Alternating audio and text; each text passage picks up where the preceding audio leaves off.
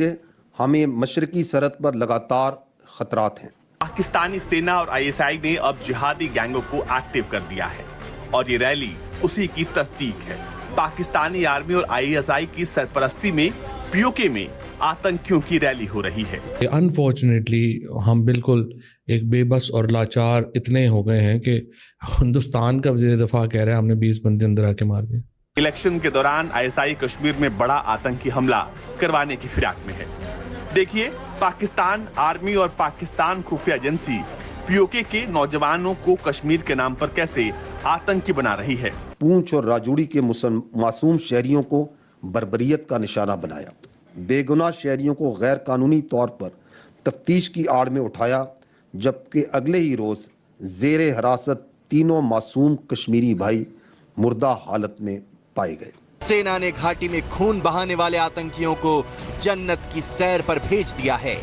Mid بھیڑ میں مارا گیا ایک آتنکی 62 دار A شریणी کا آتنکوادی تھا اور 2021 سے ایکٹیو تھا۔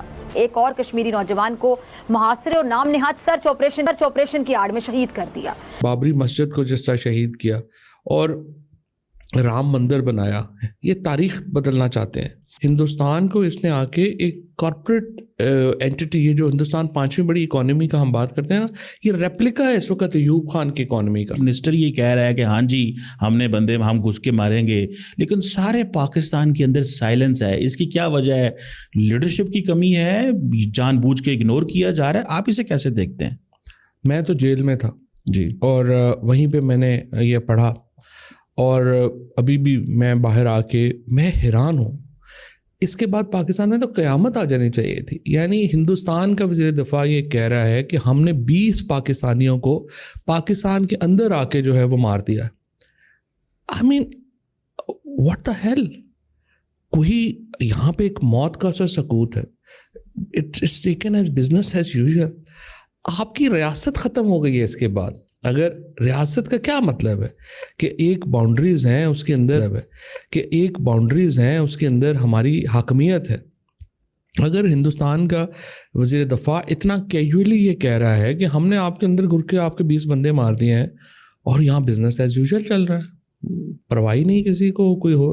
اصل میں ہماری حکومت میں تو خیر کیا وہ بندہ بات کرے، چونکہ ہمارے اپنے شہریوں کی ہی کوئی عزت نہیں ہے ہماری ریاست کے نزدیک۔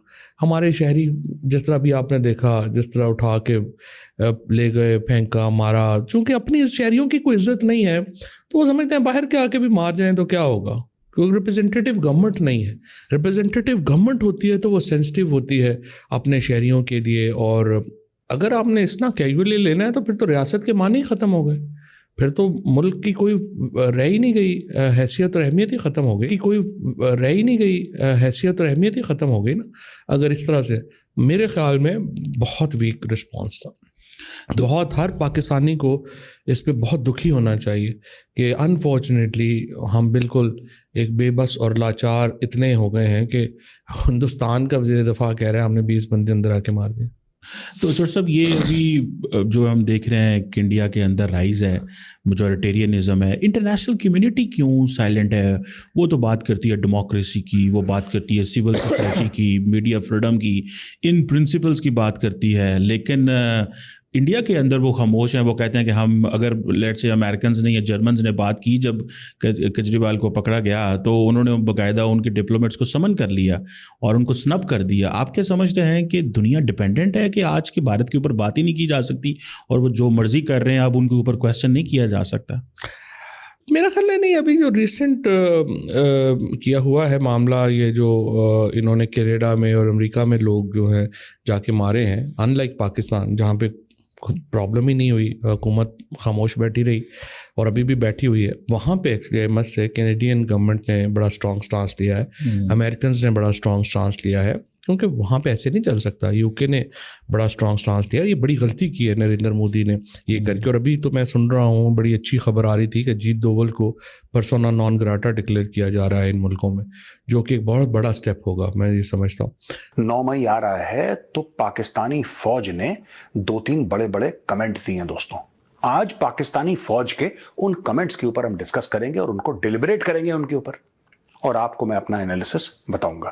دیکھیے صاحب، ایسا ہے ये देखिए, director general inter services public relations ISPR, जो इनका मेन प्रोपेगेंडा का इदारा है पाकिस्तान का, जिसको बनाया है और लेट 40s में बन चुका था, आई थिंक 48 49 में बन चुका था, तब से झूठ बोलता आ रहा है।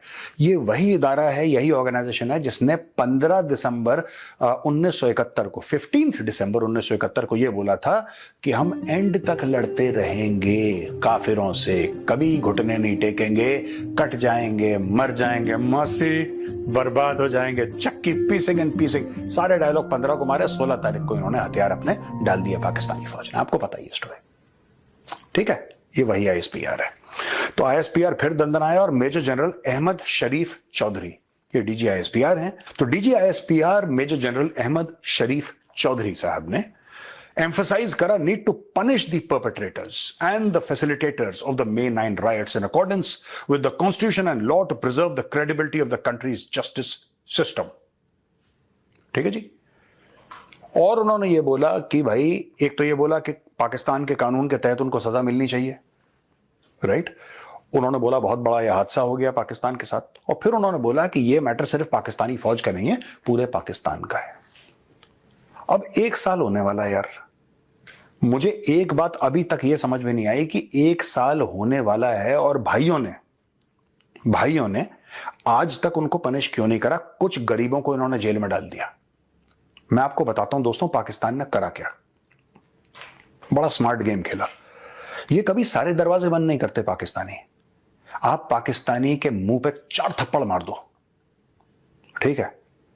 अगर वो पठान होगा वो आपको निपटा देगा, अगर वो बलोच होगा आपको निपटा देगा, लेकिन अगर वो पाकिस्तानी पंजाबी होगा ना, वो देखेगा कि यार इसने मार तो दिया, जो बेइज्जती होनी थी हो गई, क्या कल मुझे इससे कोई फायदा मिल सकता है कि नहीं? ये ऐसी कौम है यार, पाकिस्तानी पंजाबियों की जो कौम है ना, दे आर लाइक दैट। इन्होंने क्या करा देखो, वेरी स्मार्टली। नाउ पाकिस्तानी फौज है, इनके सामने क्या चीफ जस्टिस, क्या इनके सामने प्रधानमंत्री पाकिस्तान का, क्या राष्ट्रपति, ये जानवर समझते हैं सबको।